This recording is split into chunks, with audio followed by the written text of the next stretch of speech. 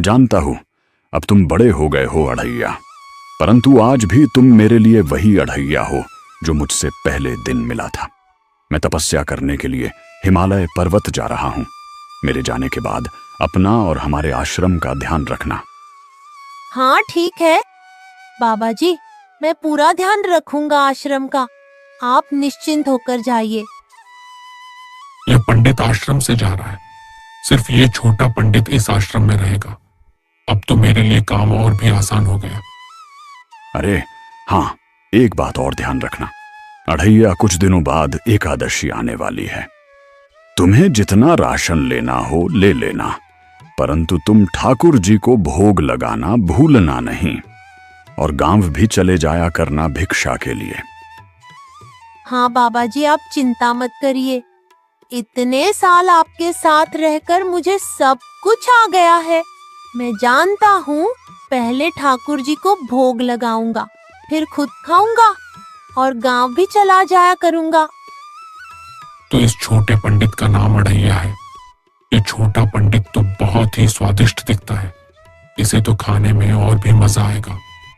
पर पहले मैं गांव के सभी इंसान और जानवरों को खाऊंगा, फिर आखिरी में इस छोटे पंडित को। हा हा हा हा हा हा। ठीक है अढ़ैया, ध्यान रखना अपना। मैं जा रहा हूं अब। गुरुजी हिमालय पर्वत पर तपस्या करने के लिए चले जाते हैं। अब अढ़ैया आश्रम में अकेला रहता है। तभी वह राक्षस गुरुजी का रूप धारण करके आश्रम आता है। अरे बाबा जी, आप इतनी जल्दी कैसे वापस आ गए? आप तो हिमालय पर्वत गए थे ना तपस्या करने के लिए, फिर इतनी जल्दी वापस कैसे आ गए? हाँ अढ़ैया, मैं गया तो था, परंतु रास्ते में ही मेरी तबीयत खराब हो गई, इसीलिए मुझे वापस आना पड़ा। अच्छा बाबा जी, चलिए तब आराम कर लीजिए आश्रम में चलकर। हाँ चलो, चलता हूँ, आराम कर लेता हूँ। अढ़ैया राक्षस को गुरुजी समझकर आश्रम में ले आता है।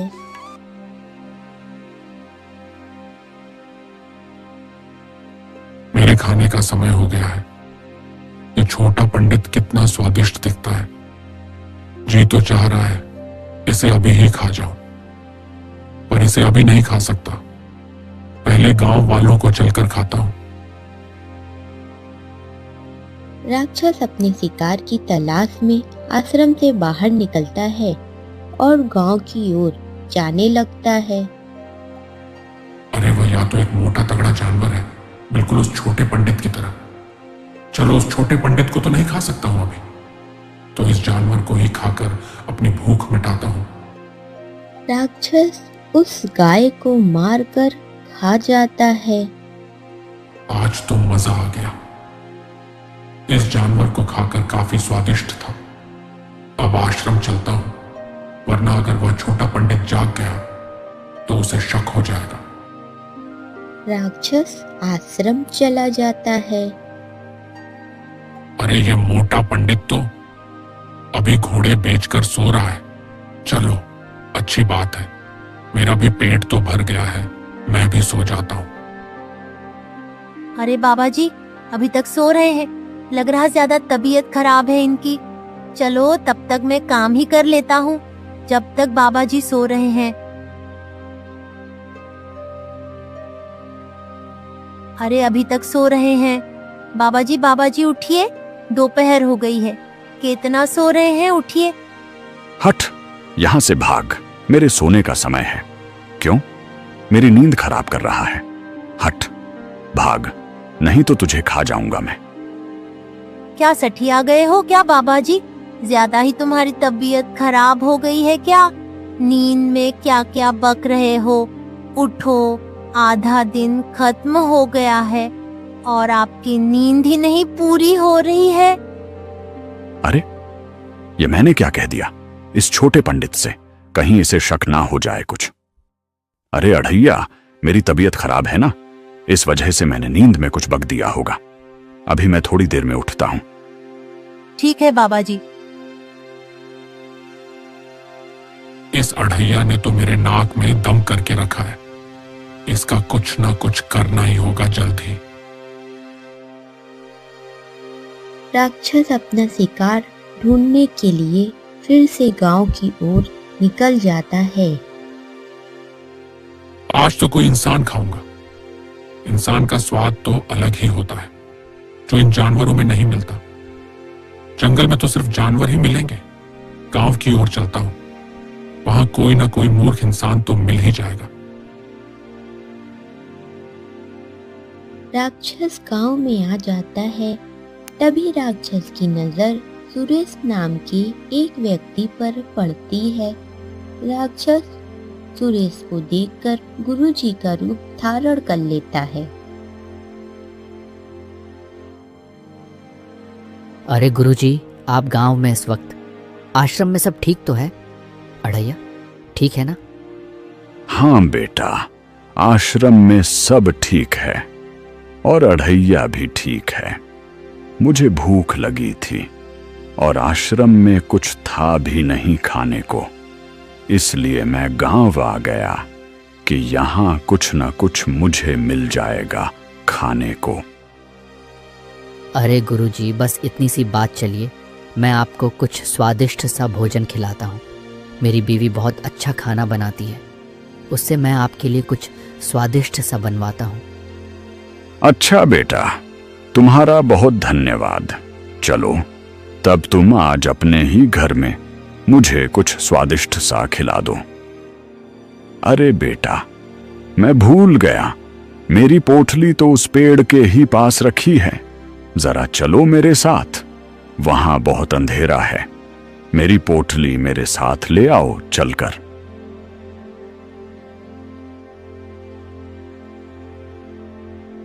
कहाँ है गुरुजी? यहाँ तो कोई पोटली नहीं नजर आ रही है। अरे बेटा, थोड़ा आगे बढ़ो तो वहीं पर तुम्हें नजर आ जाएगी। वहीं मेरी पोटली रखी हुई है। अच्छा गुरुजी। सुरेश जैसे ही आगे बढ़ता है, राक्षस अपने रूप में वापस आ जाता है और सुरेश पर हमला करने की कोशिश करता है। तभी पीछे से किसी की चीख की आवाज आती है।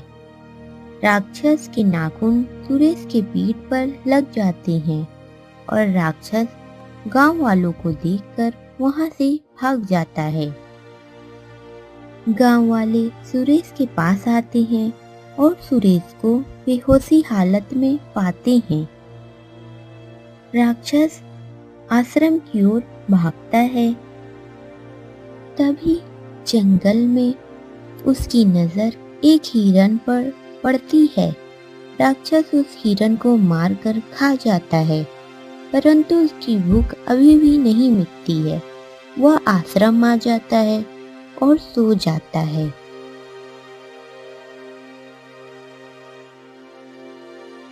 अरे बाबा जी, आज भी आप इतनी देर तक सो रहे हैं? उठिए, सवेरा हो गया है। अढ़ैया, मुझे भूख लगी है, मेरे लिए कुछ खाने को लाओ। अच्छा बाबा जी, मैंने पालक का साग और बाटी बनाई है, लेकर आता हूँ आपके खाने के लिए। नहीं, मुझे घास फूस नहीं खाना है, मुझे मांस खाना है। मेरे लिए मांस लेकर आओ। सठिया गए हो क्या बाबा जी? हम लोग मांस कहाँ खाते हैं? जो आप मांस मांग रहे हो खाने के लिए, जब से वापस आए हो तब से बहुत सठियाई हुई बात कर रहे हो। आपको क्या हुआ है? बाबा जी, चल के किसी वैद्य को दिखा दो। कहीं पागल वागल तो नहीं गए हो? इतना देर सोकर उठते हो और अब मांस मांग रहे हो खाने को। मुझे इस तरह बात नहीं करनी चाहिए। मैं तो भूल गया था कि मैं एक पंडित का रूप धारण किया हूं, और इस छोटे पंडित ने अगर मुझे पहचान लिया तो नहीं, मुझे संभाल के रहना होगा। मुझे ऐसी बात नहीं करनी होगी। क्या हुआ बाबा जी? अब क्या सोचने लगे हो? अरे नहीं अढ़ैया, कुछ नहीं सोच रहा हूं। सही कहा तुमने, मेरा दिमाग काम नहीं कर रहा है। मैं कुछ भी बक रहा हूं। अच्छा बाबा जी, ये बताओ खाना खाओगे कि नहीं? नहीं अढ़ैया, अभी मुझे भूख नहीं लगी है। मैं बाद में खा लूंगा। जैसी आपकी मर्जी।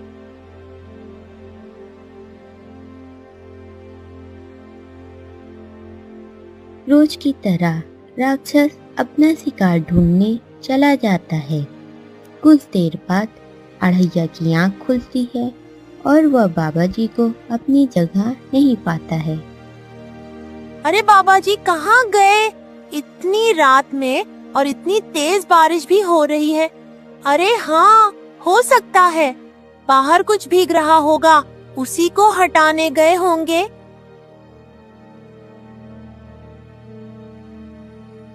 बाबा जी 4 दिन बाद एकादशी का दिन है।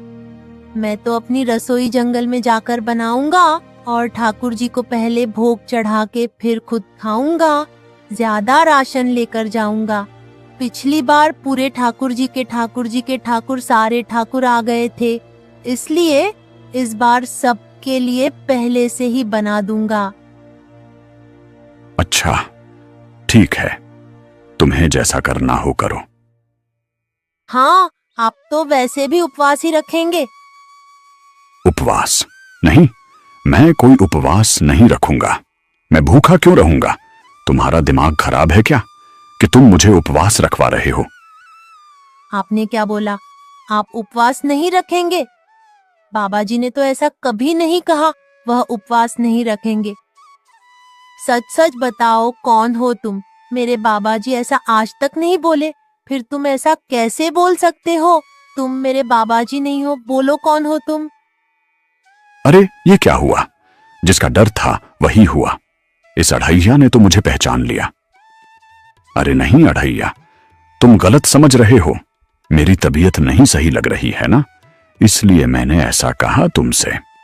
और कोई बात नहीं है, मैं ही हूं तुम्हारा बाबा जी, भला कोई और कौन होगा? अच्छा ठीक है, तब कोई बात नहीं। वैसे हमें आज गांव चलना है, आपको याद है ना? अढ़ैया और राक्षस गांव के लिए चले जाते हैं। गांव में लोग रात के हुए हादसे से परेशान होते हैं। अरे भाई, यह भीड़ कैसी है? क्या हुआ है? अरे अढ़ैया, तुम्हें नहीं पता गांव में राक्षस घुस आया है। परसों उसने सुरेश पर हमला किया था। अच्छा, अब सुरेश कैसा है? अभी तक होश में नहीं आया है सुरेश। अच्छा, चलो अच्छा है वह इंसान होश में नहीं आया, वरना मेरा राजफाश हो जाता। सब गांव वालों को पता चल जाता कि मैं एक राक्षस हूं।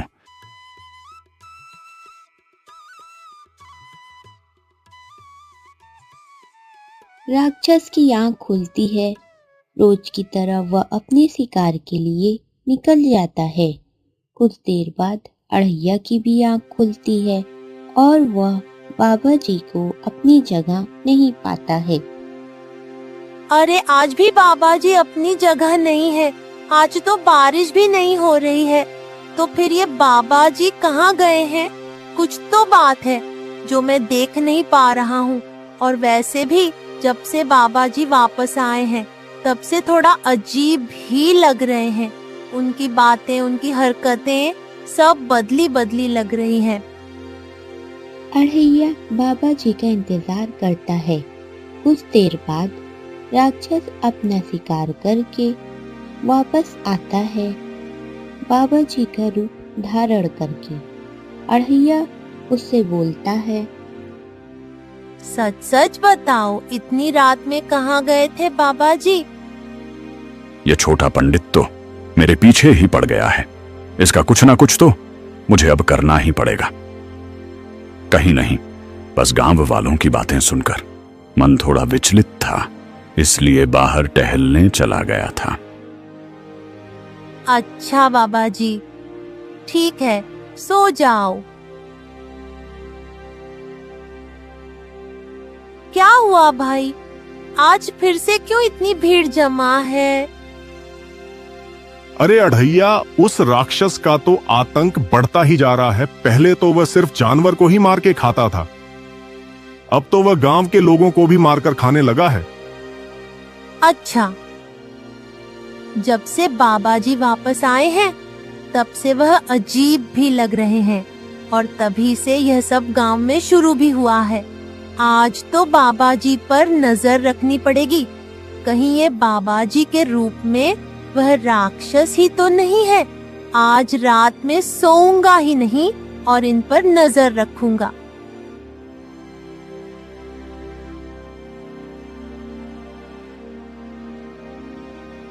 रोज की तरह आज भी राक्षस अपने शिकार के लिए निकल जाता है और अढ़ैया भी आज सोता नहीं है।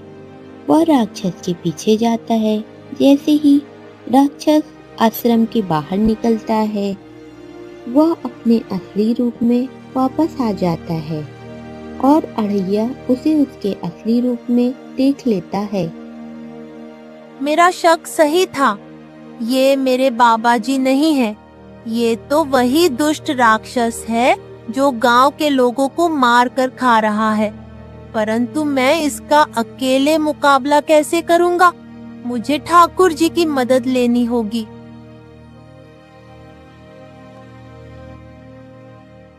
राशन लेकर जंगल जा रहा हूँ, मैं अपना चूल्हा वहीं जलाऊंगा। ठीक है।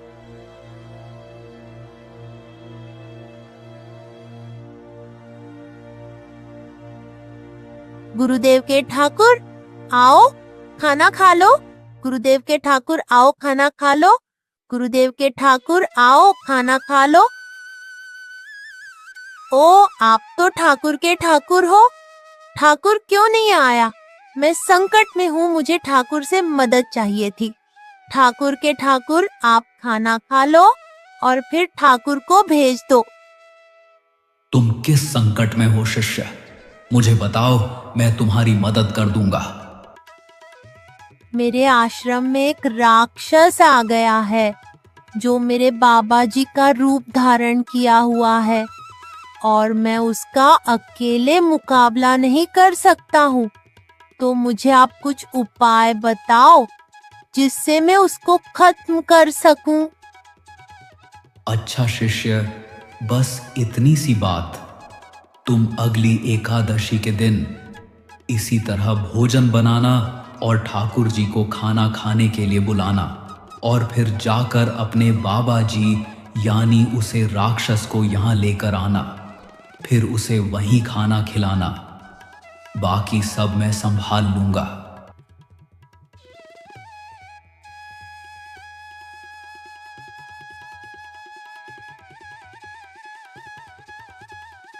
गुरुदेव के ठाकुर आओ खाना खा लो।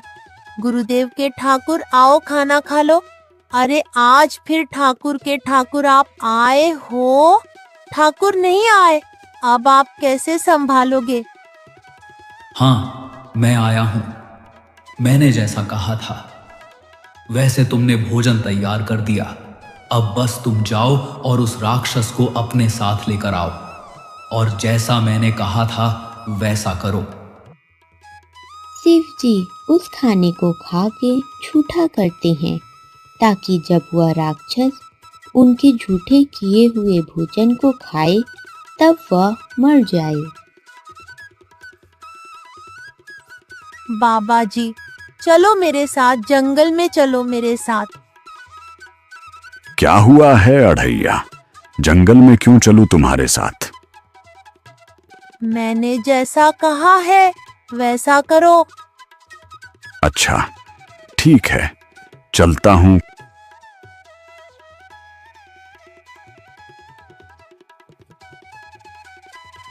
मैंने ये भोजन बनाया है, मेरा पेट भर गया है और ये थोड़ा सा भोजन बच गया है। आप खा लो इसे। आप ही कहते हो ना कि भोजन छोड़ना नहीं चाहिए, अपराध होता है। ये बचा हुआ भोजन आप खा लो। खा लेता हूं ये घास फूस, वरना यह छोटा पंडित मेरा सर खाएगा। हाँ, मैंने ही कहा था, अन्य को छोड़ा नहीं जाता। लाओ, मैं खा लेता हूं। जैसे ही राक्षस भोजन को खाता है, वह अपने असली रूप में आ जाता है। अरे मुझे ये क्या हो रहा है? क्या हो रहा है मुझे? मैं तुम्हें नहीं छोड़ूंगा। तुमने मुझे ये क्या खिलाया है? ए बड़ा, मुझे नहीं छोड़ने वाले। तुम मुझे क्या नहीं छोड़ोगे? पहले तुम खुद को तो बचा लो। आए थे बड़ा मेरे गुरुजी का रूप धारण करके, अब यही सड़ते हुए मरो। कुछ देर में वह राक्षस मर जाता है और हमेशा की तरह अच्छाई की जीत होती है।